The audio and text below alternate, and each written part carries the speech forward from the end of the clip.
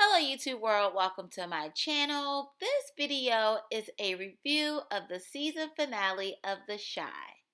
Before we get started, please be sure to subscribe. Now, let's get into it. So the season finale episode opens up with Victor and Duda. Duda shows Victor Q's dead body in his trunk. Victor is trying to get away from the dirt and the mess, and it's like Duda is trying to add to the dirt and the mess. And towards the end of the episode, you see that Victor he's liberated somewhat because he comes clean. He's honest about, the relationship with the woman that he pretended to be in a relationship with for the purpose of his campaign. He comes clean about that with the public. And he somewhat, um, publicly acknowledges the transgender woman that he was seeing. And he's no longer, hiding that relationship, and he just makes it clear to the public that he wants to move forward being truthful about his life. He also um, liberated himself as well by revealing that tape of Duda beating Gemma's dad almost to death. So Victor is really just trying to put the past behind him, be truthful, and move forward in a positive light as much as he can. So Emmett and Tiff, they had a discussion, and Emmett told Tiff that he told Keisha about what happened, and Tiff told Emmett that she told her boyfriend about what happened, and they just talked about it and laughed about it, and they're just pretty much both on good terms for the better good, of parenting for their son. And it's just a beautiful thing to see. Like, Emmett, he's on the up and up now. Tiff, she has peace about everything. So they're really just about, focusing on their son, and it's just good to see. And then, later on in the show, they all as a collective, Emmett and Keisha, Tiff and her boyfriend, they go to the parent teacher conference for Emmett and Tiff's son, and they're all there. They're a village for him. And the teacher says that their son is doing better, but he does need more of an individualized plan so that, it would better help him with his learning. And Keisha, she was familiar with what the teacher was referring to. It was just, as the teacher said, it really takes a village. Everyone was just so supportive. Everyone's on the same page and working together, for the well-being of the child. And it's just good to see. I'm just so happy that everyone is getting along. And Tiff and Keisha made up. So I'm happy because they're like good friends, and I'm happy they made up because I like Keisha and Tiff together. So I'm glad that the finale, ended with them, making up. Kevin, Kevin, Kevin. In the last episode, he was doing too much. And in this episode, in the finale, he was doing way too much. Where does Kevin think he's going with $6,000? Kevin wants to be emancipated from his parents. He's making a little money. He's making a lot of money for his age. But where does he think he's going with $6,000? Now, if he can pull that in every month, yeah.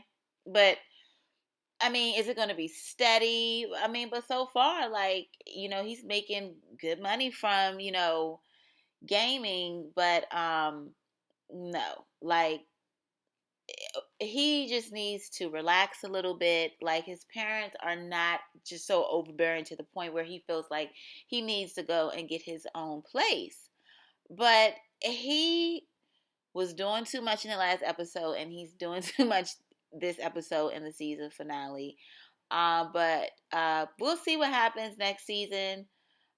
He's very adamant about leaving. His parents were like, look, I mean, since you want to spend money, just pay us some rent, and just stay home and save. And his sister is like, the girl that is, that they adopted. well, she got adopted in this episode. The papers came through, and now she's adopted. She's staying, and he's trying to leave. But she's like, is it that serious that you can't stay for one more year? And he's just so adamant about leaving. One of my favorite scenes in the finale, next to the parent teacher conference scene, is the yoga scene with Jada and the rest of the ladies. So many beautiful shades of brown, so many different looks. Like, this is one of the reasons why I love The Shy, because The Shy is so, like, focused on just everyday life and normalizing the African American culture, and putting it on Front Street and making it just beautiful, just doing a wonderful job with Black beauty, Black excellence. And this show is definitely amazing. I love The Shy. It's one of my favorite shows. But the scene is lovely, and it's funny how Duda's girlfriend, I forget her name, but she's like trying to get, like, she's like, why didn't I get a plus one? Nobody wants a criminal coming to their wedding. I wouldn't want him coming to my wedding either. He's not even a criminal. He's worse than a criminal. He's worse. I don't know what you would call him, but he's absolutely worse. So the triangle or the web continues. Tiff's boyfriend. So Duda killed Q. Q is Tiff's boyfriend's uncle. And his connect was from someone in California that his uncle, Q, put him on to. And so Duda's right hand man, he shows up to, Tiff's boyfriend's door, and he's like, your uncle is dead. He shows him a picture of him in a body bag. And he's like, Duda's going to call you from a private number. And he's like, who killed my uncle? And he didn't tell him who, I think he said, don't worry about that or something like that. But I'm interested to see how this is going to play out in the next season. So Gemma and Maisha. Gemma's trying to be the next Yandy because Gemma really believes in Maisha, and Maisha is really good. Like, she's really talented. And Gemma goes to her dad and she's like, Dad, I don't want to go to college. I don't want to pursue a higher education. I really believe in Maisha. So I want to take my college money and invest it in Maisha. And her dad is like, have you lost your mind? But he's like, you're serious about it. So I'll give you a portion of your college money. And I'll give you a year to figure out what you're trying to do. And if in a year you haven't figured it out, then you have to go to school. So they make a deal and they shake on it. And she's serious. Like, she really believes in Maisha. Maisha is really talented. And so I think that they're gonna make something shake, because if you towards the end of the episode, Maisha's song is on the radio. And the song sounds really, really good. So I'm just looking forward to seeing how, that whole group, Gemma, Maisha, Jake, Papa, Kevin, they started out as like little kids, and now they're like teenagers, big teenagers growing up. And the show is just great. I love seeing them, like, grow up, and I just can't wait to see what happens with them, and especially what happens with Gemma and Maisha. So Bakari redeems himself with Jake. Jake shows up on the wrong side of town, and he's about to get in deep trouble with some guys that have a beef with his brother Trig. He's driving Trig's G-Wagon, and the guys in the neighborhood recognize it. They think it's Trig, so one of the guys go up to the vehicle, pulls out his gun, and yells out, "Put your window down." And the window comes down and it's Jake. But then, right, who comes up? Bakari. And Bakari's like, "Don't even try it." He has his gun out and he pretty much steps in and protects Jake. If Bakari wasn't there, who knows what would have happened to Jake. So Bakari redeems himself with Jake, but turns right around and makes a deal with the devil. So the guy that pulled a gun out on Jake was Duda's right hand man. So Bakari pulled a gun out on him. So fast forward later on in the scene, Duda's like, "I need eyes and ears in the street." And, he's like, "I can't use you." He can't use his right hand man. He was like, "I need somebody else, young, somebody else that, is pretty much ruthless." And his right hand man is like, "I know the perfect person." And so they pull up on Bakari. And Bakari, he's a little skeptical at first, but then they flash the money and he's in it. And isn't that how the devil shows up? Like he was just saying how he wanted to get his life on the right track. He wanted to write a book and he just wants to do better. And then here comes Duda, the devil, with his offer. And now Bakari is right back in the mess. I made a prediction after the last episode, not realizing that this episode was going to be the season finale. But I made a prediction simply saying that I thought that someone was going to kill Bakari. I thought it would be this season, but as I said, I didn't realize that this episode was the last episode. I'm glad that Bakari will be in next season. But this prediction seems to be it may come true or it may not, because Duda is no good. So, once he get what he need from you, that's it. So, but Bakari is young, he's ruthless. He's not ruthless, he has a good heart. I hope the best for Bakari. I hope that next season that he can get away from Duda and get back on the right path, because Papa is his friend, and once Papa finds out, Papa gonna get in his head. Papa pulpit. But yeah, so I hope the best for Bakari. But Duda, he's no good. So Shad, who is Trick's friend, played by Jason Weaver. So he's one of my favorite characters on this show.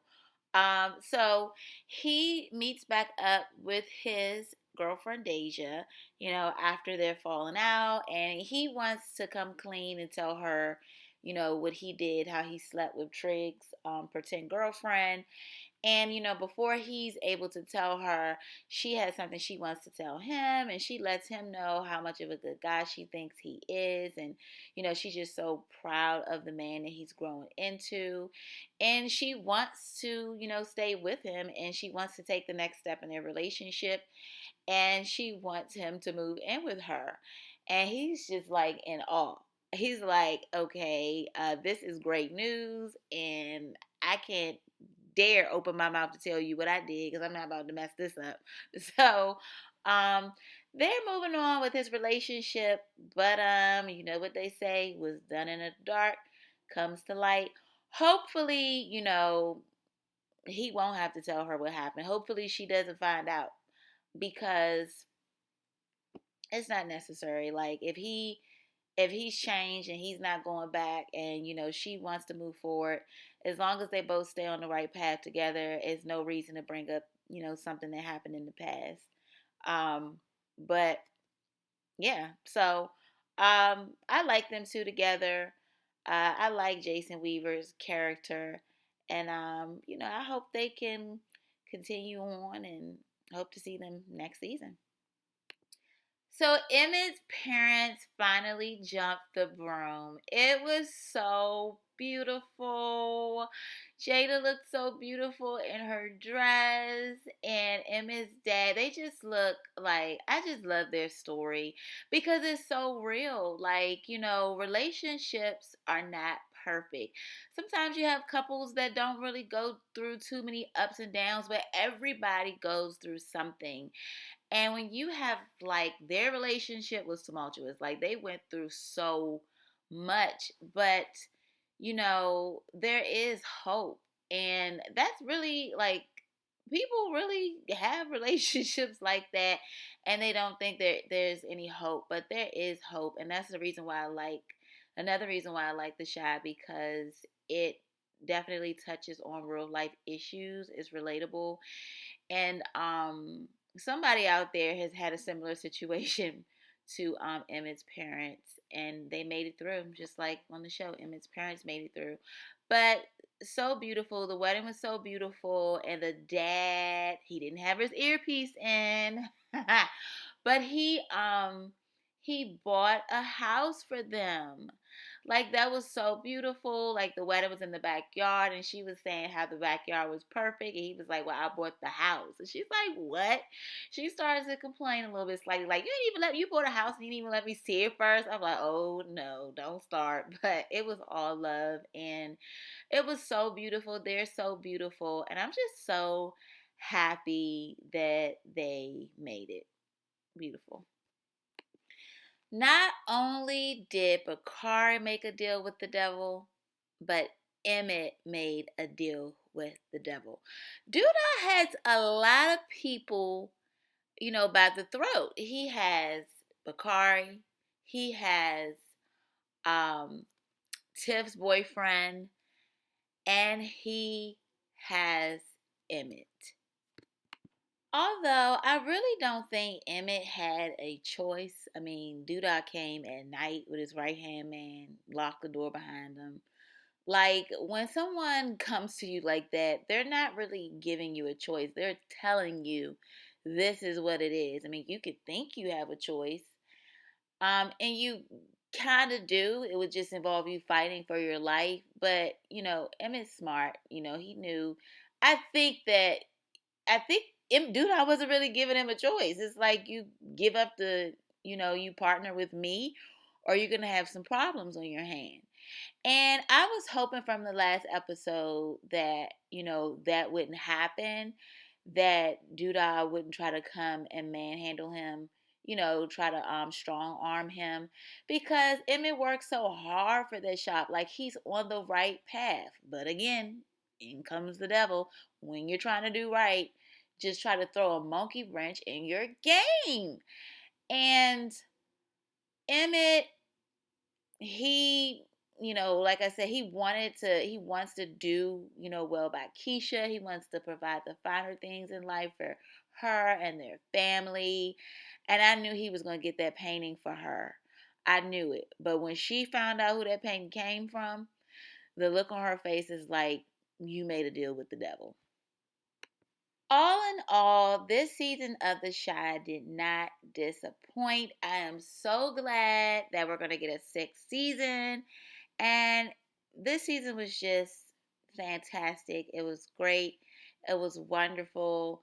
I really enjoyed it. I'm sure everyone that watched this season really enjoyed it as well. I love The Shy. This is such a great show. Oh my gosh, I'm going to miss it.